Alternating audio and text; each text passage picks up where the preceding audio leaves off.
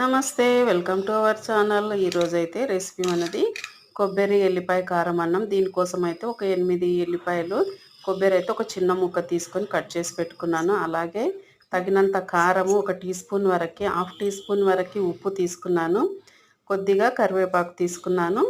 ఇంకా ఇందులోకి జీలకర్ర హాఫ్ టీ స్పూను, తగినంత మినపప్పు తీసుకున్నాను. ఇవన్నీ కలిపి మిక్సీ పడితే ఇలా వచ్చింది కదా. ఇందులోకి రైస్ అయితే ఇంత తీసుకున్నాను. ఇప్పుడు స్టవ్ ఆన్ చేసి ఆయిల్ వేసి ఒక టేబుల్ స్పూన్ వరకు ఇందులోనే కొద్దిగా మినప్పప్పు, తర్వాత కరివేపాకు వేసి ఎర్రగా ఫ్రై చేసుకోవాలి. అంతలోపు మనం మిక్సీ పట్టుకున్నది మొత్తం కూడా ఇందులో వేసి కొంచెం ఫ్రై చేసుకోవాలి. తర్వాత ఈ అన్నాన్ని వేసి బాగా వేపుకోవాలి. ఇలాంటి అన్నం తింటే కనుక, ఇప్పుడు వర్షాకాలం వర్షం పడుతుంది కదా, గొంతు నొప్పి అవి ఏం లేకుండా ఉంటాయి. అందులో ఎల్లిపాయ కారం అనేది ఎవరికి ఇష్టం ఉండదు. టేస్ట్ అయితే చాలా బాగా కుదిరింది. ఓకేనా? Thank you.